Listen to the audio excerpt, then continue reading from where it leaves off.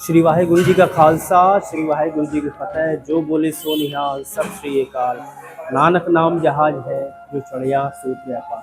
नमस्ते मित्रों, मैं कमलेश। खड़े हुए हैं सिख इतिहास के एक बेशकीमती दस्तावेज गुरुद्वारा बड़ी संगत नीची बाग बनारस में। इस प्राचीन गुरुद्वारे का वर्तमान जितना खूबसूरत है, उतनी ही खूबसूरत है, दिलचस्प है इसके निर्माण की कहानी।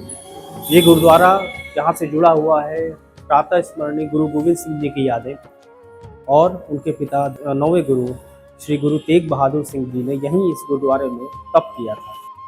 सिख दस्तावेजों के अनुसार 1600 ईस्वी में गुरु तेग बहादुर सिंह जी महाराज ने भाई कल्याण जी के इस मकान में 7 महीने और 13 दिन तप किया था। उसी के बाद इस तपोस्थली में इस भव्य गुरुद्वारे का निर्माण हुआ है। आज हम आपको यहाँ पे दिखाएंगे प्रातः स्मरणीय गुरु तेग बहादुर सिंह का चोला यानी उनका वस्त्र और उनके जूते। और श्री गुरु गोविंद सिंह जी महाराज जब यहाँ छोटे थे तो कुछ समय उन्होंने यहाँ व्यतीत किया था, उनके भी जूते यहाँ पर हैं। आज हम आपको उसके दर्शन करवाएंगे। इस गुरुद्वारे में इतिहास आज भी श्रद्धा के रूप में जीवित है। यहाँ सिखों के 9वें गुरु गुरु तेग बहादुर सिंह जी महाराज के पावन चोला और खड़ाऊं तथा 10वें गुरु गुरु गोविंद सिंह जी महाराज के बाल्यकाल के जूते आज भी सुरक्षित और संरक्षित हैं। ये गुरु तेग बहादुर जी का, ये गुरु गोविंद सिंह जी का जोड़ा साहब का मतलब कि चरण पादुका है। मतलब पंजाबी में जोड़ा साहब कहते हैं, तो चरण पादुका है। बाबा जी जो ये दीपक जल रहा है, ये अखंड ज्योत है, वो से जलता है। तो ये हमेशा जलता रहता है। का खालसा वाहिगुरु जी की फतेह। यह स्थान धन धन श्री गुरु तेग बहादुर जी महाराज का है। गुरु तेग बहादुर जी महाराज पंजाब से चल के दिल्ली, आगरा, कानपुर होते इलाहाबाद त्रिवेणी में पहुँचे। वहाँ पर संगतों को उपदेश दे रहे थे।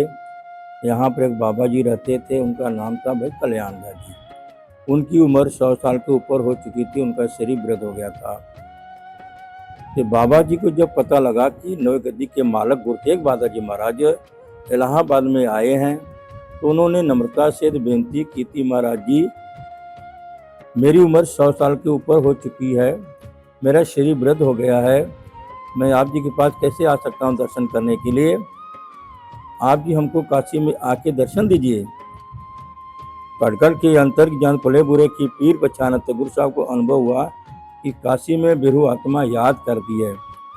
गुरु महाराज जी इलाहाबाद तो चल के मिर्जापुर, चुनार, भोली साहब होते हुए आके दर्शन दिए। अगले दिन ग्रहण लगा हुआ था।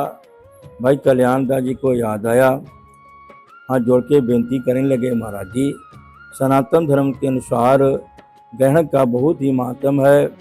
लोग दूर दराज से जा रहे हैं गंगा स्नान करने के लिए, आप भी आए हो, अच्छा मौका है।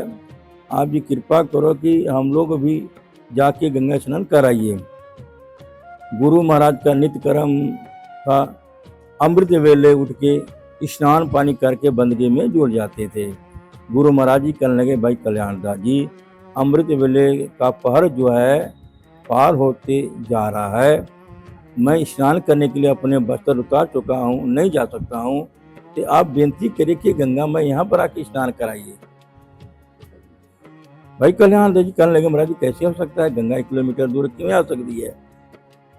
गुरु महाराज जी उनकी कृपा, आंगन में पड़ी एक पत्थर रखा हुआ था।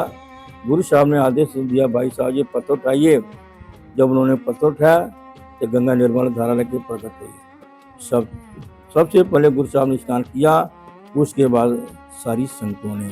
ये भाई कल्याण जी का कच्चा मकान था, पानी से भर गया। भाई कल्याण दास जी हाथ जोड़ के बेनती कर ले, महाराज जी ये मेरा कच्चा मकान है, पानी से भर गया, मेरा मकान तो गिर जाएगा। गुरु साहब जी कहने लगे, भाई साहब जी पत्थर वहाँ पर रख दीजिए, गंगा आपको स्थिर हो जाएगी। तो गंगा को वरदान दिया कि इस जल से जो स्नान करेगा, सेवन करेगा, उसके सारे ही दुख दूर हो जाएंगे। गुरु तेग बहादुर जी महाराज 7 महीने 13 दिन रह करके तपस्या किया है, एक तप स्थान बना हुआ है। जब गुरु महाराज जी पटना के धरती आसाम दौरे पर जाने लगे, बनारस की सारी संतों ने बेनती किया कि महाराज जी आप जा रहे हैं, हम लोग कैसे रहेंगे। गुरु महाराज अपना चोला साहब तो जोड़ा साहब दिए हैं। इन निशानियों से आप श्रद्धा के साथ दर्शन करेंगे, हमारे दर्शन होंगे। पटना साहब चल के गुरु गोविंद सिंह जी अपने मामा जी के साथ यहाँ पर आए। बनारस की सारी संगतें ने बेनती किया, महाराज जी आपके पिता साहबान आए थे, 2 निशान देके आपकी कृपा करो। तो गुरु गोविंद सिंह जी अपना बाल और साथ जोड़ा साहब दिए हैं। बरामदे में शीशे में मड़ा है, आप दर्शन कर सकते हो। गुरु तेग बहादुर जी गुरु गोविंद सिंह ते माता साहब करके हुक्मनामे लिखे हुए हैं। समय समय से अपने संतों के लिए आशीर्वाद और चिट्ठियाँ भेजते रहे। गुरु माता कृपा करन आपकी यात्रा सफल होए। वाहिगुरु जी का खालसा, वाहिगुरु जी की